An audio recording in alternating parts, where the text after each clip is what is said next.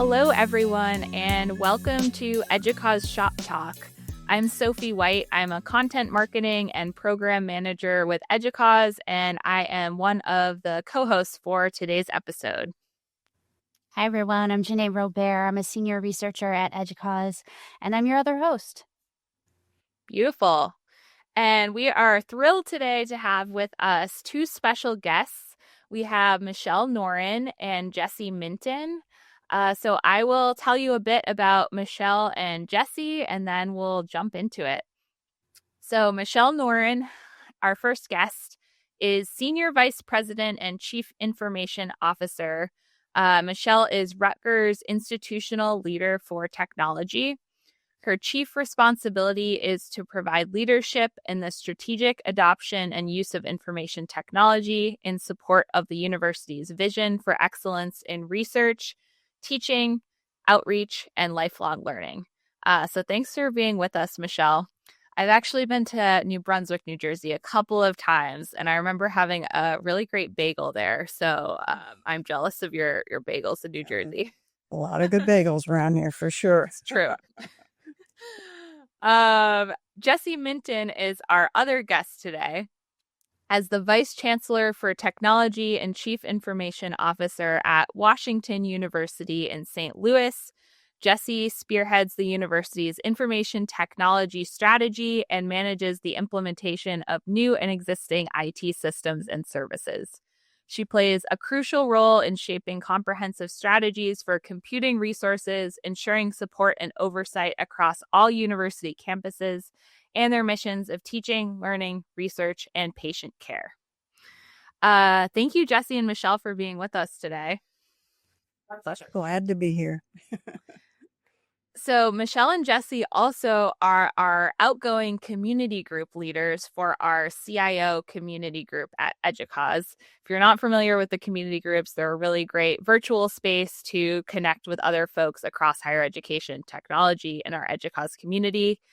Michele and Jessie have been serving since 2019 on the CIO community group. So they have seen the wild ride of COVID to COVID winding down, going from emergency remote teaching to the place that we are in 2025 today.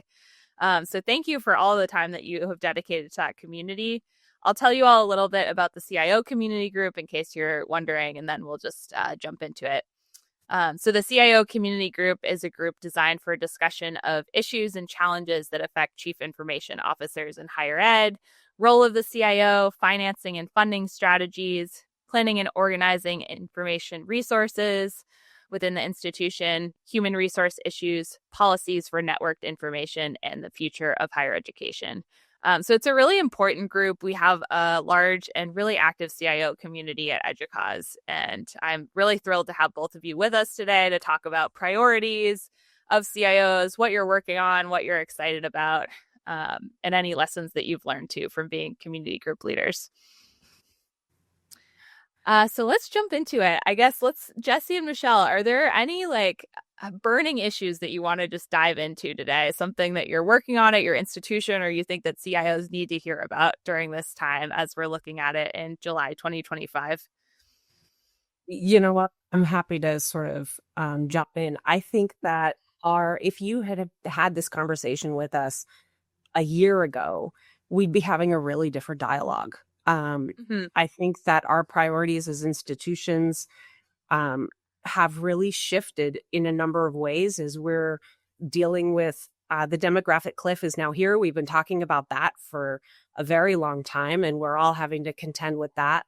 We're talking about a shifting policy landscape that has impacts on higher education, and in our case here at WashU, on reimbursement for Medicaid and Medicare and patient care.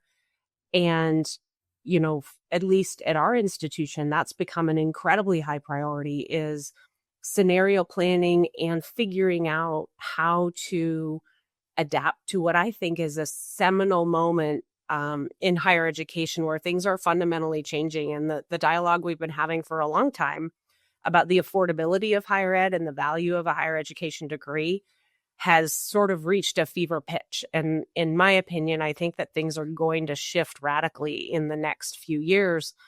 And I think the CIO is really at an interesting place, especially with the confluence of generative AI and as we move into agentic AI, to be at a place to participate and drive transformation. Um, Michele, what are you seeing from a state school perspective, and what's your opinion on that? Well, I got lots of opinions about I completely agree, Jessie. I think you outlined it very nicely in terms of just, institutionally, what are we grappling with? And I think, when you put that lens on, the last several years, first of all, I can't believe it's been 6 years since you and I have been leading the CIO community, right? So I'm still kind of coming to grips with that.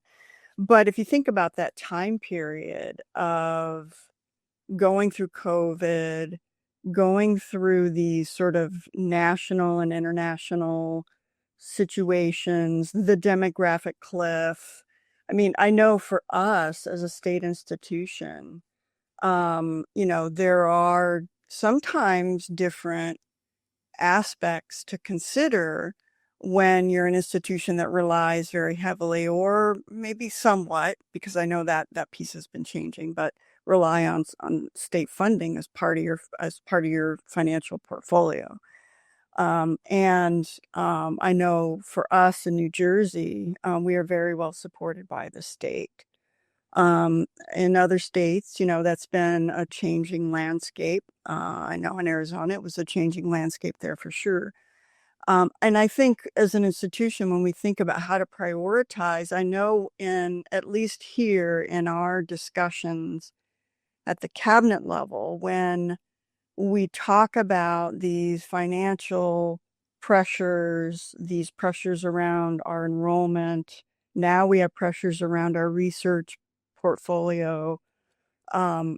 Oftentimes, what I've observed is that there is a growing emphasis on the use of technology and wanting to leverage technology more. In fact, my colleagues utter those words when we talk about moments when we have to, or shift or recalibrate our financial situation. Sometimes we have to take a cut.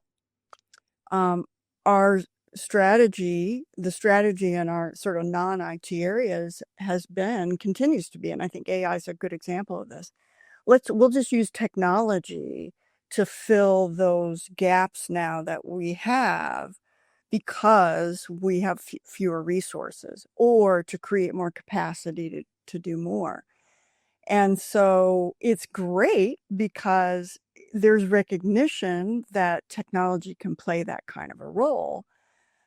It's challenging, when you think about, are we positioned where we need to be to allow for that kind of sort of democratization, right, of the tools? And so, I think as a state institution, I think there's a lot of similarity to our colleagues in the private institutions.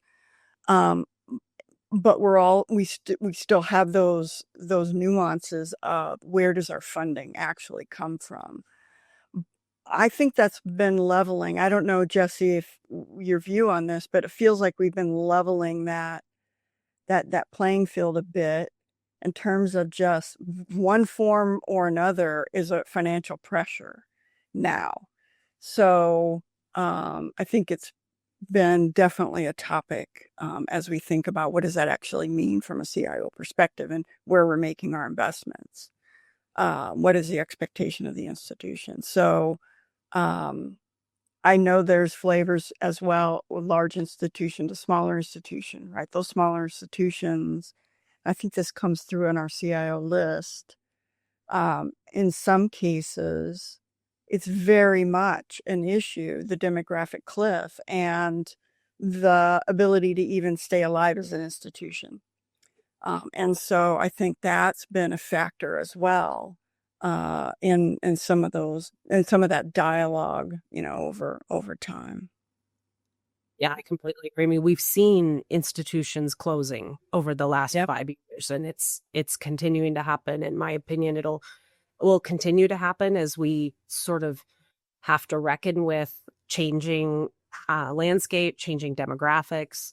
You made a really interesting point around the adoption of technology, because it's an easy thing to say, let's implement a technology to automate something. But as we all know, we are faced with upfront expenses in order to implement those things, unless they happen to be something we already have in place and we're simply increasing adoption.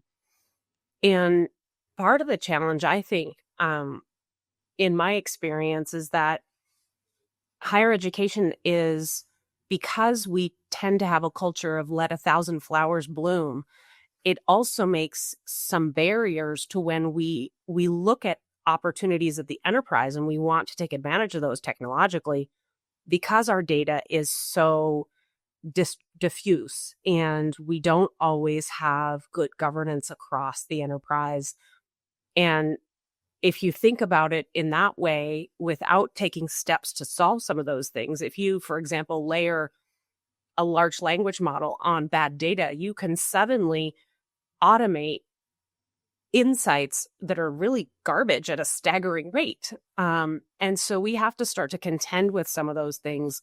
And I think that we're all, to whatever degree that we deal with some of those things, having to figure that out. And it's an interesting time to have to make upfront investment in order to be in a place where we can leapfrog and be competitive amidst different financial pressures. And it's not dissimilar to the time that I spent in the tech sector before I moved into higher ed, where they are very used to the idea that you cut in one area and invest in another.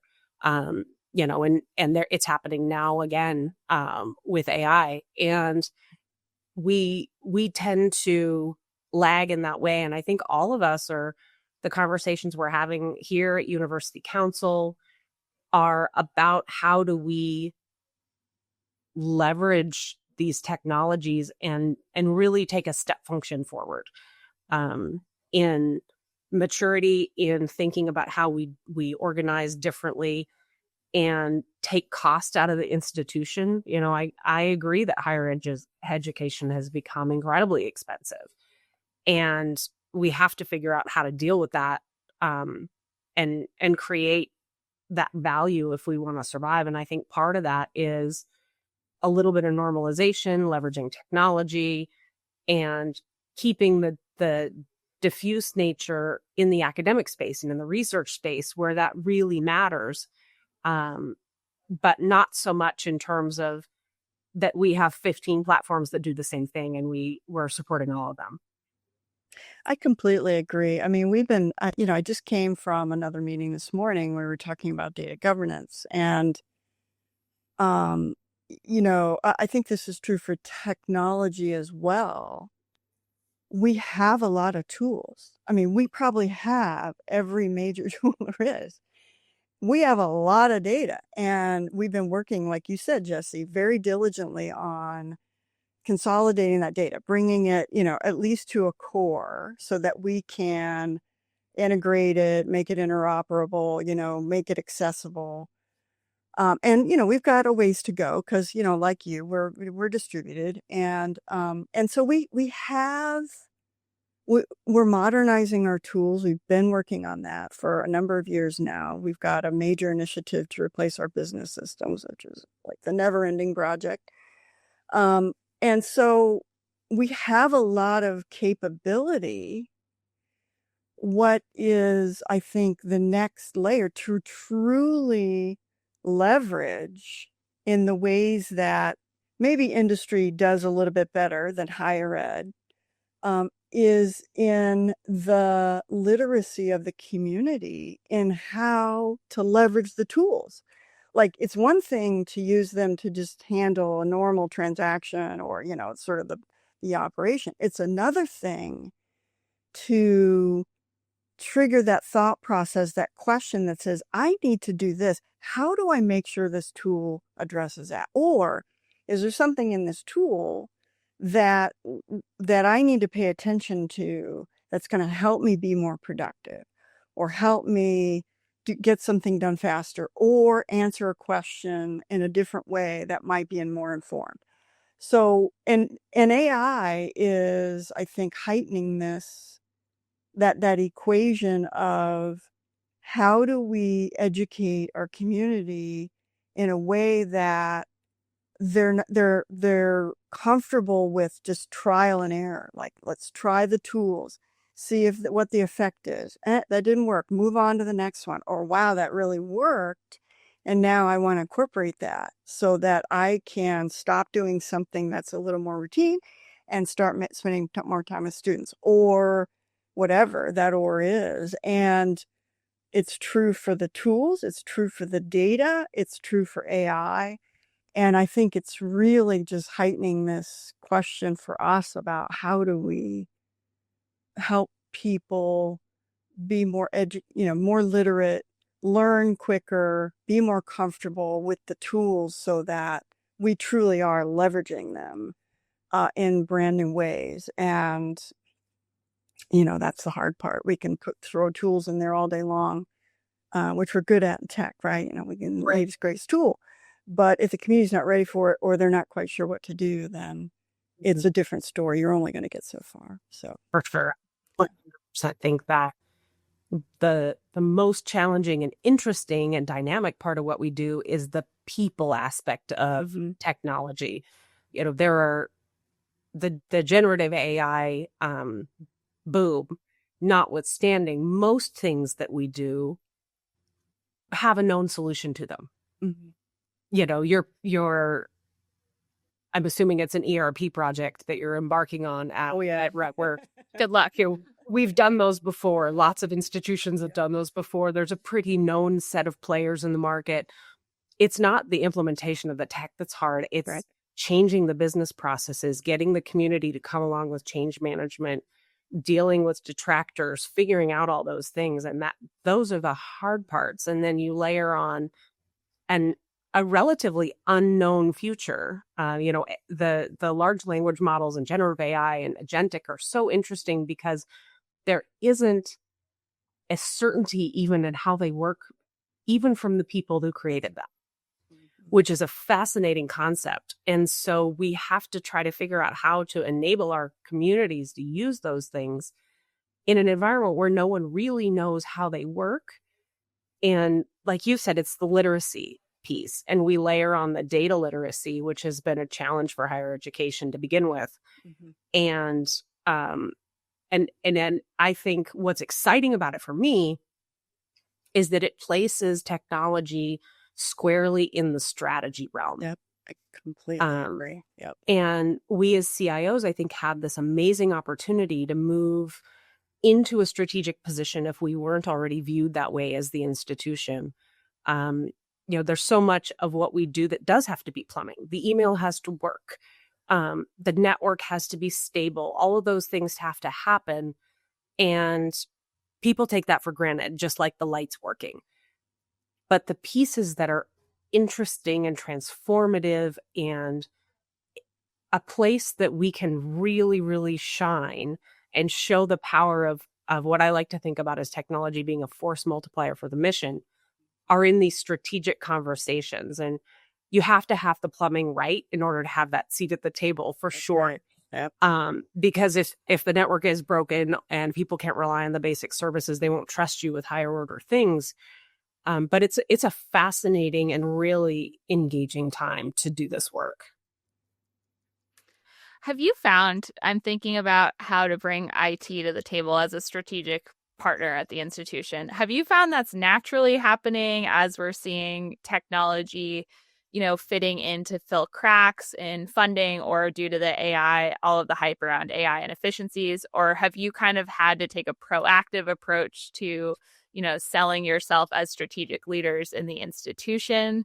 What does that look like? And do you have any tips for our audience in terms of how to lift up IT leaders as strategic partners at the institution? It's interesting. I'm curious about your experience, Michele, but I've been very conscious when I have chosen to take a role to serve as CIO about the culture and the view of IT as a strategic partner or as strictly operations. I think it's incredibly influenced by the culture of the institution. And if you're at an institution that isn't culturally ready to think about technology as that strategic partner, I think it's an uphill battle. WashU, I'm very fortunate, when I was recruited, had a really this transformative goal around IT to move us to a place that we are leveraging technology as a strategic advantage in all three aspects of the mission, from patient care to research to academics. And I think it's really hard to do that in an institution that doesn't want you at the table. There's a lot of barriers. My thoughts on it are that you have to kind of start small if you happen to find yourself at that institution. And you also know fundamentally as a CIO that in order for that institution to succeed, they've got to look at technology as a piece of the strategy. And I think you can find small ways to suggest technology solutions to institutional problems and start to demonstrate those. And you have to make sure that your operations are spot on and that your shop runs really well. But for me, that's a big piece of the kind of institution in which I want to be.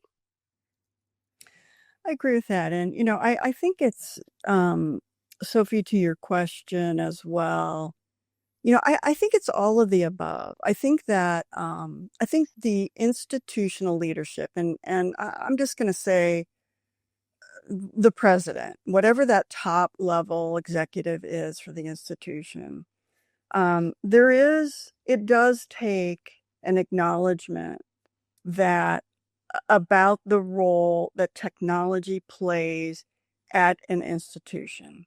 Yeah. And I do think that sentiment is changing. We've been in this business for a long time.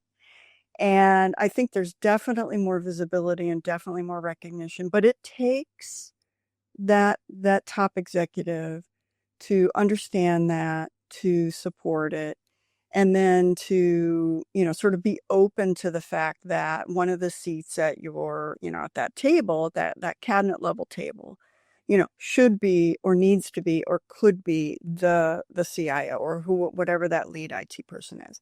So it takes that level of openness. But it also takes the CIO being able to show up in a way that truly is strategic. And you're absolutely right, Jessie.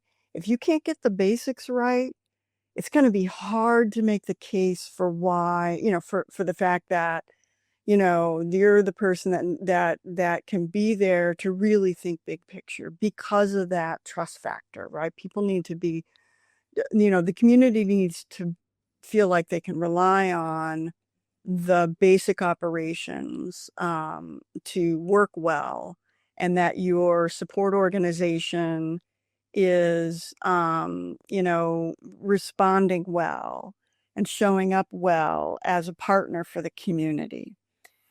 So you have to work at getting that baseline in place to then sort of build up your credibility in, if you have to make the case for positioning yourself at that table. But you can't get there without the president, making the seat at the table. So I think that I think it's been shifting. I know, as a CIO who's sort of not been at that table and now at an institution where I have the opportunity to be at that table, I always sort of came at this role not so much worrying about that table. Like, the CIO has to work across the entire institution. And so whether you're at the cabinet table or not, you still have to have relationships with the CFO, with your facilities lead, with your deans, your academic leadership, your vice president for research, whatever those roles, however they're titled, it's usually the same roles, and you have to have a relationship with those roles. So I always tried to not be so worried about where I report, whether I have a seat at the table, but more focused on I can't do my job or represent technology without having those core relationships. And so I spend a lot of time on being out there and connecting and talking about our goals and plans and learning and listening and really trying to represent technology in a way that doesn't get caught up in where I report. And I think that's been helpful, and I think that's an important, aspect for anyone who's in this role or aspiring to be in these roles. Is that network is critically important. I'm not always the one advocating for a particular tool these days. I'm not. I used to be, right, Jessie? Used to be like, you're in there like all the time trying to make a case. Yep. Now it's like, it's almost a reverse. Like, whoa, I got a list. Let's put it on the list. So it's nice. It's good because you don't have to make the case for what the role technology plays. But I think elevating that thinking to, okay, is this a direction? How do we balance our investments? Yes, we have to make investments. And these are trade-off investments. Like, if you want to be effective in AI, you have to have the tools, you got to have the people, you have to have the resources, and you can't do it by yourself. So how do you make the case for that kind of investment? So anyway, I think it's a multi-pronged approach. I will always advocate for the CIO being represented at that cabinet level. I just think it's important these days. And I don't, you cannot, there are not institutions that can operate without technology. You have to have technology, period. And it's important for executive leadership to accept that and to some degree, create that expectation of strategy and make sure you've got your CIO in that mix. Definitely advocate for that. Couldn't agree more that the relationship piece is so important. And then directly related to that is our ability to communicate. Yes.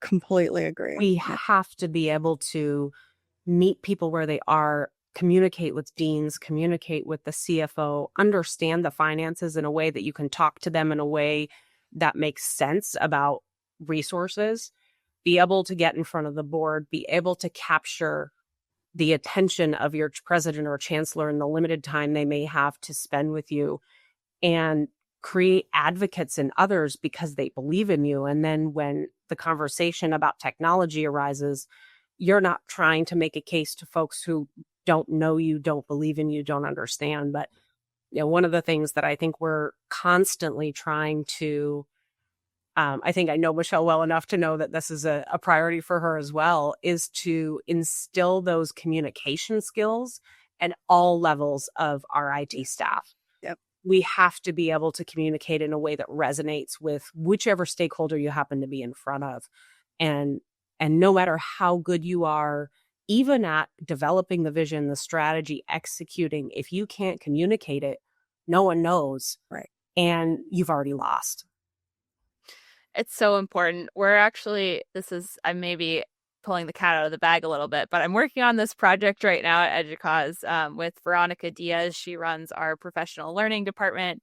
And we have a lot of really interesting data from early career professionals about various different competencies that they evaluated after taking our new managers institute. And one of the ones I found was really interesting was communication as an area for improvement in early career professionals. Because a lot of folks said things like, oh, I understand how to cater my messaging towards different audiences. But when it comes to something like, I feel comfortable having a direct conversation with someone about an issue, those numbers went way down. And just thinking about like how important building those communication skills is, and how being a, courageous and empathetic leader so that you can have those kind of conversations, even when they aren't the most fun or comfortable, is so important. So I love that you emphasize that. It's something I'm working on right now with our Young Professionals Advisory Committee too. So thanks for that. And I have my horizon hat on, thinking about how current trends impact the future. So if anyone's listening and doesn't know what the Horizon Report is, that's where we look at current trends in various buckets, various categories: social, technological, environmental, economic, and political. And then we think about how those may intersect, work together, work against each other, and impact the future. And so my question is around how current trends, and it doesn't have to be horizon trends, just what you're seeing in society, in technology, in the economy. Do you think that current trends are accelerating this cultural shift at institutions, where those presidents are seeing the CIO as more of that strategic partner because of what's happening in the world? Or do you think that maybe will happen in the near future, or is that not really just the direction things are going yet? I mean, I think we've been creeping our way along that direction. I think just, related to even what we were just touching on in terms of, how is that, is the CIO role, or even just technology viewed within an institution? I think that's going to change. I mean, I think the AI cycle right now is putting a lot of pressure on that exact question, that shift. And I think that I hope that it does lead to an expansion of CIOs being sort of, having seats at those tables. I think AI is so tricky right now because there's a lot of hype around it, but there's a lot of reality around it as well. And so, those of us we're all trying to sort of navigate our approach. And I know for us, questions are popping up from every angle of our institution. It's coming up through the instructors, right? Our faculty. I've got questions coming up through the research community. Our business operation areas, our administrative departments want to use AI. Like, we want to use AI to deal with our contracts faster. And it's just coming up everywhere. And then those questions bubble up to their respective leaders. And for us, it has actually landed at the cabinet table. And so if I were not in the room, where does it go from there? So I know, because I am in the room, at least we're in a presidential transition. So maybe this will shift a little bit. But I know, in the previous version of our president, for him, it's like, oh my gosh, I'm so glad the CIO's in the room, because there's someone in here who can actually, for the moment, coordinate, right? So, it becomes a landing place, and it's an opportunity for me to say, look, let's just think about this as our approach. So I hope that technology, because it's moving so quickly, will just heighten that need to be more visible even more so. It is going to heighten the need for visibility. If it hasn't already, it will continue. It will, because the tools and the capabilities that are coming from industry it is on a time scale like we've never seen before. And that's not just higher ed. That's like everyone who's in this space. So, there's some hype in there, and it feels a lot faster than it probably actually is. But even at that rate, it is faster. Jessie, chime in. I'm sure you see this too, but it's like every day there's some new headline about something going on in this space. It's there's something every day. Higher ed is typically much slower than the private sector to adopt and respond to these kind of seismic shifts in technology. And I think that we're making probably the biggest effort that I've seen in my tenure as a CIO to adapt and try to keep up with AI.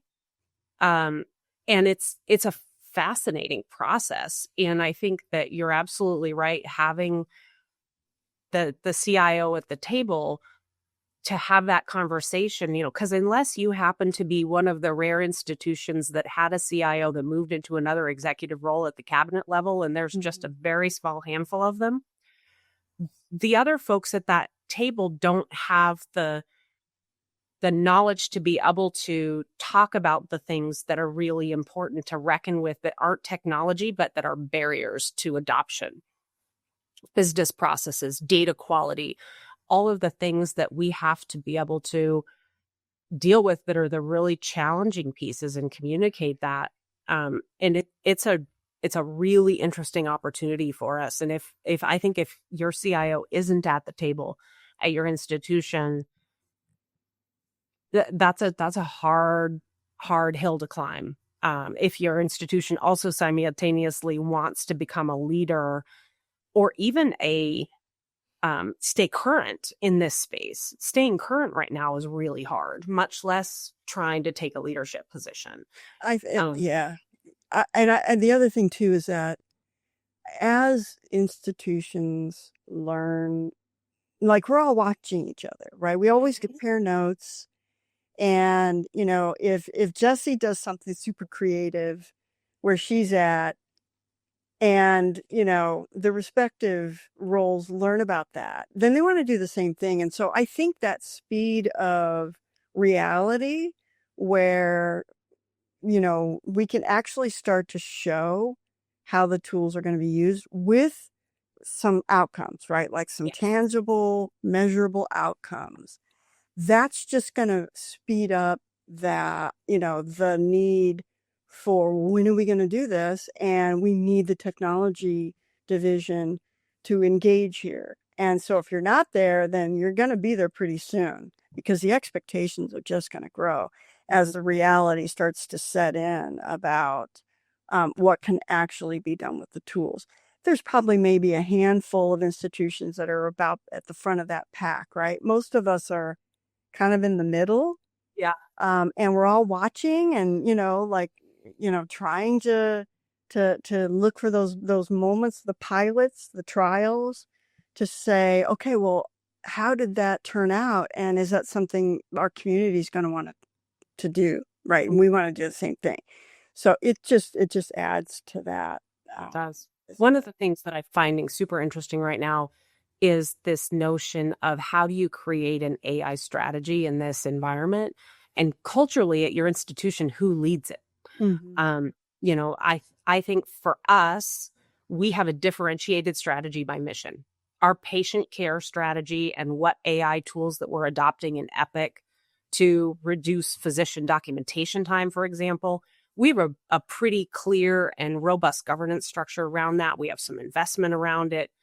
We have a chief health AI officer in the academic medical center. And then the research piece of it, from my perspective, our role is not to in any way, shape, or form try to dictate to researchers how they use AI, what their strategy should be. For me, at least at WashU, our strategy is we have to be able to provide the enabling infrastructure, the computing resources, the tools, the cybersecurity to be able to enable them to go after whatever discovery they see fit. And very similarly in the academic space, we need to help educate our faculty about the art of the possible, but we certainly aren't telling them how they ought to teach. And that can be a delicate dance when you get out of the administrative space, which for me, I think of as almost a separate domain with a defined strategy that's much more likely to be led out of the CIO's office than a research academic strategy. I'm curious how you're thinking about that, Michele, because for me here, one strategy to rule them all is a fool's errand. For me, strategy is, I'm defining it more as how we're going to approach building our framework. So tried to keep it high level enough to where our process and approach, our end goal is to have an ecosystem and a framework that will support or respond to the aspects of our mission, right? Just like you said, Jessie, patient care, research, instruction and learning, and then administration, right? And so try not to be too specific, and give ourselves some space, some runway to learn, to try to figure out what we do here. So what I did was we, sort of laid out that vision, and then I've got working groups. Like it's up to 5 or 6 now, where we pulled together folks from the various aspects. So I got a research working group. I've got, teaching and learning, clinical in a healthcare, administration, and then I've got a technical working group and then infrastructure working group, and then a steering group. And those groups are made up of experts from their respective work theme. So I've got researchers in there, I've got faculty in there, instructors. And what we've asked them to do is to, first of all, be landing places for all the questions, to think about, how do we run some pilots? What kinds of guardrails do we need to start thinking about? Do we need big P policies around any of these? What kind of guidance should we provide faculty in the classroom? That is sensitive. We usually say, well, it's up to the faculty in the classroom. But some of them are like, we don't know what to do. And the students now have a voice. And they're like, well, we don't, what is the rule here for what we can do to use the technology? And we're all over the map on our opinions. So we're just trying to create a process for planning, thinking, learning, and then hopefully that it'll set the stage for informing ourselves about what should our ultimate strategy be, or what our approach is going to be. But for now, we just need to sort of keep it wide open, and try to connect the dots without being constraining, but yet not letting it be the wild, like everybody gets to do whatever they want. It can't be either of those. And so, that's kind of the approach, because I agree with you. We don't know enough to actually declare this. We think we're going to need a framework and an ecosystem. Now, how do we learn and give our, so that we can figure out what that should look like in the end? I love that example. It's really difficult. I love that example. I think we've been struggling a lot. Our last shop talk was about institutional resilience and managing risk, but just looking at this balance of innovation and governance, and when do you prioritize each one? And I like your approach, Michele, of, we're going to create some governance that allows for innovation, but also sets guidelines to that innovation aside. And in the space that we are in the world and the pace of technology and AI right now, I feel like that feels like the right place to be until we know more. So thank you for illustrating that. Yeah. And we were commenting on the side, Jessie. I loved your comment about one strategy to rule them all is a fool's errand. There's so much, and as a Lord of the Rings fan, I just any reference to One Ring to rule them all is fun for me. But I think this was a really great discussion, and appreciate all of your time. I think we could go on forever about all of these tensions between governance, innovation. For all of our thousands of college presidents listening, make sure you're putting your IT folks in the cabinet. That's what we're hearing, I think, loud and clear throughout this conversation. So thank you both for being part of the conversation today, and for leading our CIO group for 6 years with such creativity and flexibility as we've gone through all of these wild world events together. And I can't wait to see what's next for that community.